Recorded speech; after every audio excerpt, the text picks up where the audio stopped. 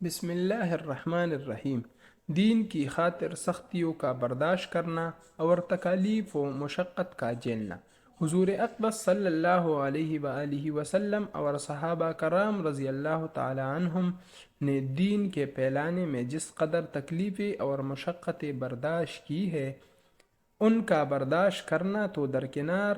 اس کا ارادہ بھی ہم نہیں کر سکتے،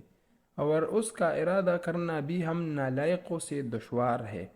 تاریخ کی کتابیں ان واقعات سے بری ہوئی ہے، مگر ان پر عمل کرنا تو علیحدہ رہا، ہم ان کے معلوم کرنے کی تکلیف بھی نہیں کرتے۔ اس باب میں چند قصوں کو نمونہ کے طور پر ذکر کرنا ہے۔ ان سب میں سے پہلے خود حضور اکرم صلی اللہ علیہ وآلہ وسلم کے ایک قصہ سے ابتدا کرتے ہیں کہ حضور صلی اللہ علیہ وآلہ وسلم کا ذکر برکت کا ذریعہ ہے۔ حضور اکرم صلی اللہ علیہ وآلہ وسلم کے طائف کے سفر کا قصہ۔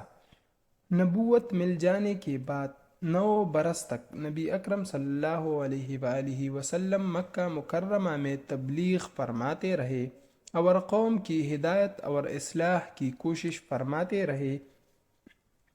لیکن تھوڑی سی جماعت کے سوا جو مسلمان ہو گئی تھی اور تھوڑی سی ایسے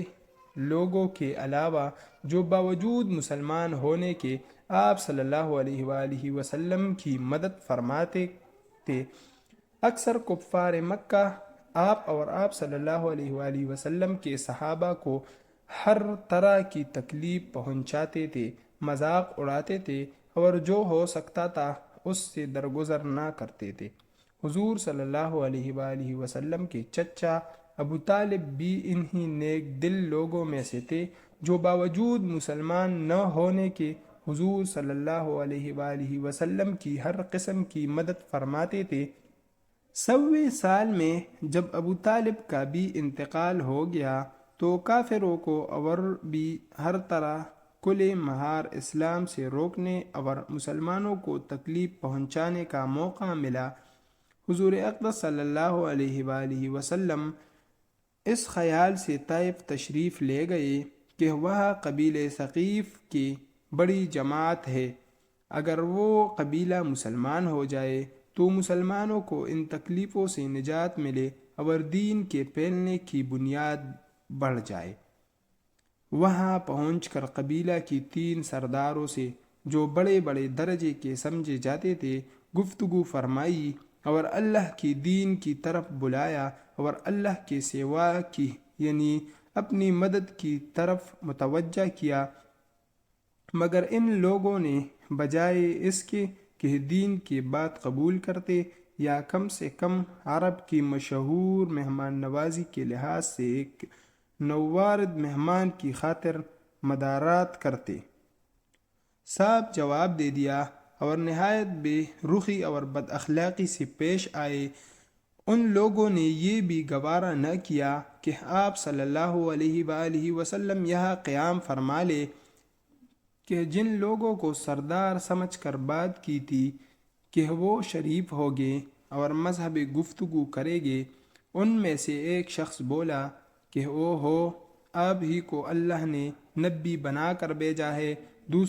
دوسرا بولا کہ اللہ کو تمہارے سوا کوئی اور ملتا ہی نہیں تھا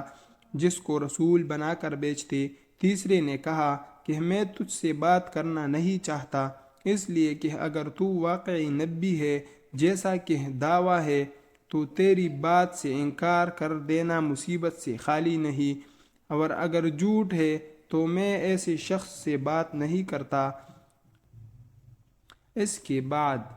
ان لوگوں سے نا امید ہو کر حضور اکرم صلی اللہ علیہ وآلہ وسلم نے اور لوگوں سے بات کرنے کا ارادہ فرمایا کہ آپ صلی اللہ علیہ وآلہ وسلم تو ہمت اور استقلال کے پہاڑ تھے، مگر کسی نے بھی قبول نہ کیا، بلکہ بجائے قبول کرنے کے حضور صلی اللہ علیہ وآلہ وسلم سے کہا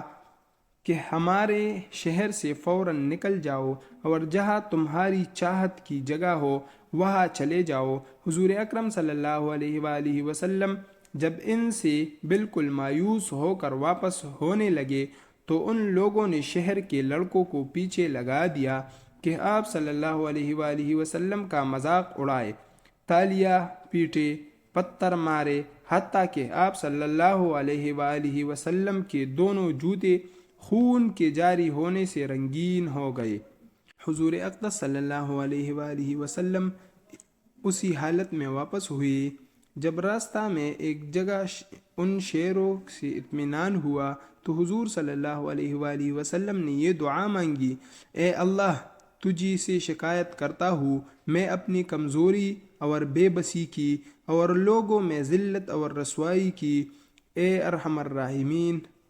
تو ہی ضعفاء کا رب ہے اور تو ہی میرا پروردگار ہے۔ تو نے مجھے کسی کے حوالے کرنا ہے، کسی اجنبی بیگانہ کے جو مجھے دیکھ کر ترش روح ہوتا ہے اور منہ چڑھاتا ہے، یا کہ کسی دشمن کے جس کو تو نے مجھ پر قابو دے دیا۔ اے اللہ، اگر تو مجھ سے ناراض نہیں ہے تو مجھے کسی کی بھی پرواہ نہیں ہے، تیری حفاظت مجھے کافی ہے۔ میں تیرے چہرے کے اس نور کے طفیل جس سے تمام اندھیریاں روشن ہو گئی اور جس سے دنیا اور آخرت کے سارے کام درست ہو جاتے ہیں، اس بات سے پناہ مانگتا ہوں کہ مجھ پر تیرا غصہ ہو یا تو مجھ سے ناراض ہو۔ تیری ناراضگی کا اس وقت تک دور کرنا ضروری ہے جب تک تو راضی نہ ہو۔ نہ تیرے سوا کوئی طاقت ہے نہ قوت۔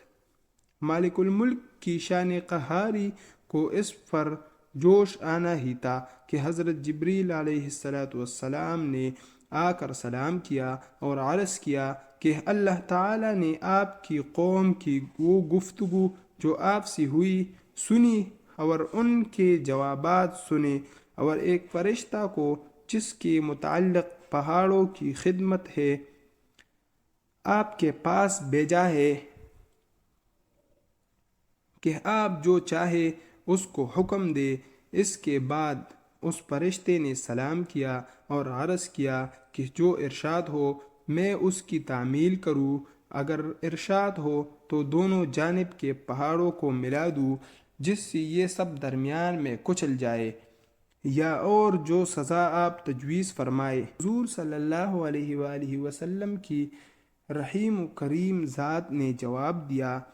کہ میں اللہ سے یہ امید رکھتا ہوں اگر یہ مسلمان نہیں ہوئی تو ان کی اولاد میں سے ایک لوگ پیدا ہو جو اللہ کی پرستش کرے اور اس کی عبادت کرے۔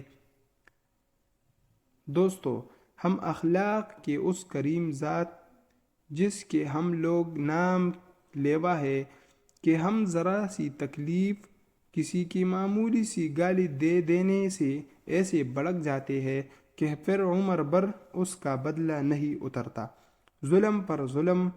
اس پر کرتے رہتے ہیں اور دعویٰ کرتے ہیں اپنے محمدی ہونے کا، نبی کے پیرو بننے کا۔ نبی کریم صلی اللہ علیہ وآلہ وسلم اتنی سخت تکلیف اور مشقت اٹھانے کے باوجود نہ بد دعا